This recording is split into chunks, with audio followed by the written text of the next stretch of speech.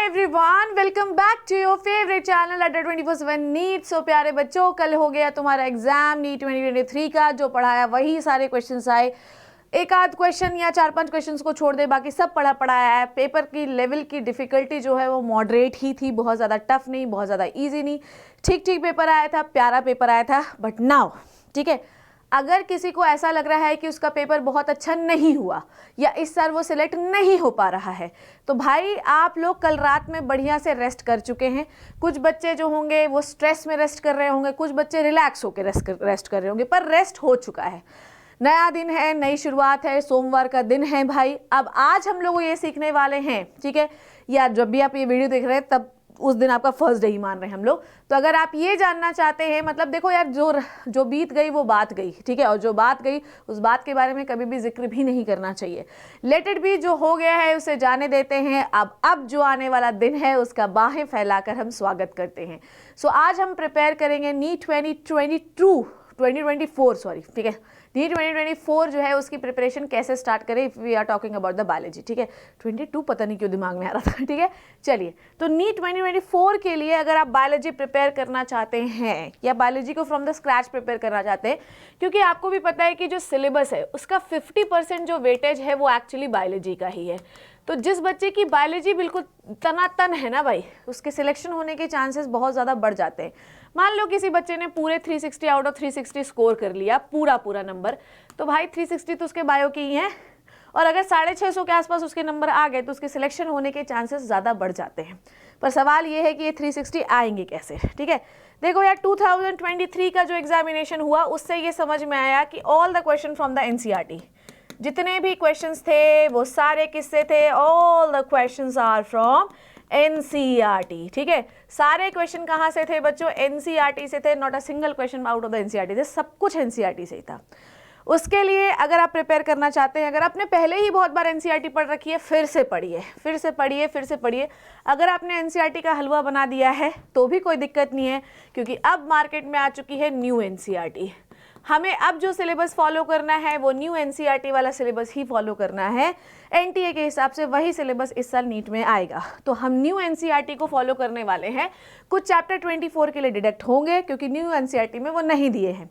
सारे बच्चों, अगर आप फ्रेशर हैं, मतलब अगर आप इस साल 12th क्लास में हैं या 11th क्लास में हैं या इस साल आप ड्रॉप लेने वाले हैं, सबसे पहले go and purchase the new NCERT. New NCERT को आप खरीदिए। ठीक है, उसके बाद देखो भाई, अब आपके पास पूरा साल बचा है। मैं ये चाहती हूँ कि अभी शॉर्ट नोट के चक्कर में आप नहीं पढ़ेंगे, लाइन वाइज पढ़िए। ठीक है, लाइन वाइज पढ़िए, और लाइन वाइज पढ़ने के बाद आपको बनाने हैं अभी अपने लॉन्ग नोट्स। क्या बनाने हैं? लॉन्ग नोट्स बनाने हैं।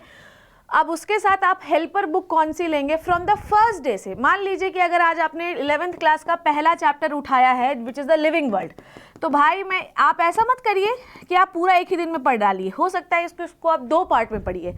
पहले दिन आप पढ़िए भाई कि पहले दिन हम पूरा पढ़ेंगे टेक्सोनॉमिकल एड के पहले तक, और उसके बाद एक दिन पढ़ेंगे टेक्सोनॉमिकल एड। पर ये बात याद रखिएगा कि सबसे पहले आपको पढ़नी है थ्योरी, सबसे पहले पढ़नी है आपको थ्योरी। थ्योरी पढ़ने के बाद आपको जो इम्पॉर्टेंट पॉइंट लगता है कि ये बहुत इंपॉर्टेंट है, तो पहले दिन से बुक को गोदना गादना ठीक नहीं होता। तो इंपॉर्टेंट पॉइंट्स को आप कहाँ लिखेंगे बच्चों? इंपॉर्टेंट पॉइंट्स को आप अपनी कॉपी में लिखिए। कॉपी कैसी सिलेक्ट करनी है? प्लेन पेजेस की कॉपी सिलेक्ट करिए, क्योंकि ये आप पूरे साल भर यूज़ करने वाले हैं। Spiral binding plain copies are the best copies for the biology. उसके बाद इंपॉर्टेंट पॉइंट्स को लिख लीजिए। ठीक है, डन हो गई थ्योरी। थ्योरी को 2 पार्ट में करना चाहिए या 1 पार्ट में करना चाहिए, 3 पार्ट में करना चाहिए, टाइम बहुत आप कर सकते हैं।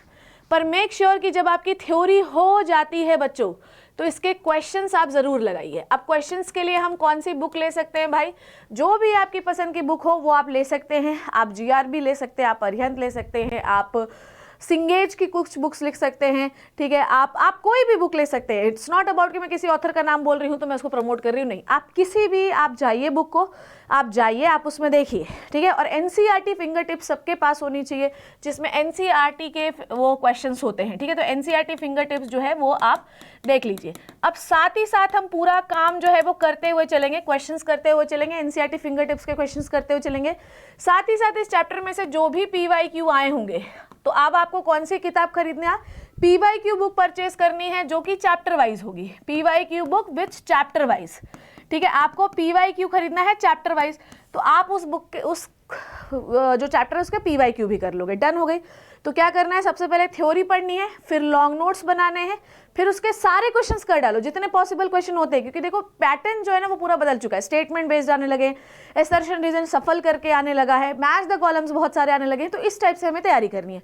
लेटेस्ट बुक खरीदेंगे, ये नहीं कि 1997 की बुक सॉल्व कर रहे हैं, क्योंकि अब वो क्वेश्चन आते ही नहीं। ठीक है, लेटेस्ट बुक सारे बच्चे खरीदेंगे और लेटेस्ट बुक को ही सॉल्व करेंगे। डन है, समझ में आई बात। चैप्टर वाइज PYQ करने के बाद आपका चैप्टर रेडी हो जाएगा। ठीक है, ये चैप्टर जो है ये रेडी हो जाएगा। पर एक बुक आप अगर आपने नहीं खरीदी है तो वो ज़रूर खरीदेगा फ्रॉम द फर्स्ट डे। आपको एग्जाम्पलर होना बहुत ज़रूरी है, आपके पास एग्जाम्पलर होना बहुत ज़रूरी है। एग्जाम्पलर के सारे क्वेश्चन सॉल्व करेंगे आप लोग। एग्जाम्पलर के क्वेश्चन सॉल्व करने से आपको दो चीज़ों में फ़ायदा मिलेगा। आप बोर्ड्स अगर देंगे तो बोर्ड्स में भी फ़ायदा मिलेगा, प्लस नीट में भी फ़ायदा मिलेगा।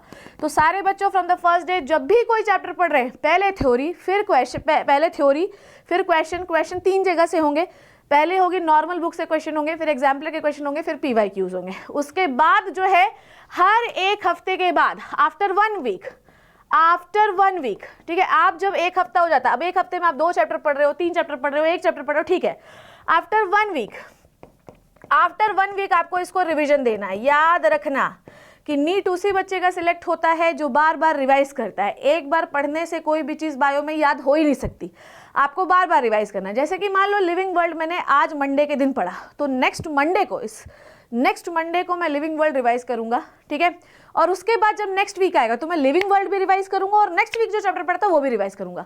तो जब आपका नेक्स्ट वीक आता जाएगा तो एक एक चैप्टर आपका इंक्रीज होता जाएगा। तो हर संडे या हर वीक में आपका एक चैप्टर का बर्डन बढ़ेगा।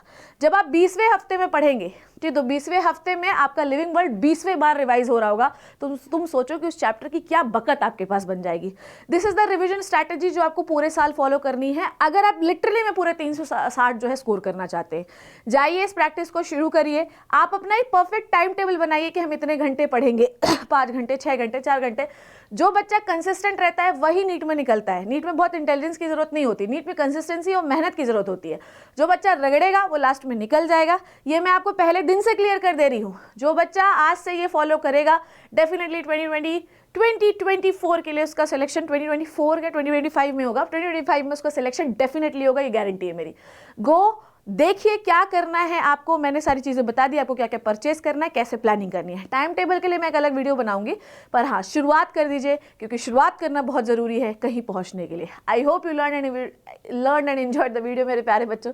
Thank you so much. अपना ध्यान रखिए। Take care and bye bye.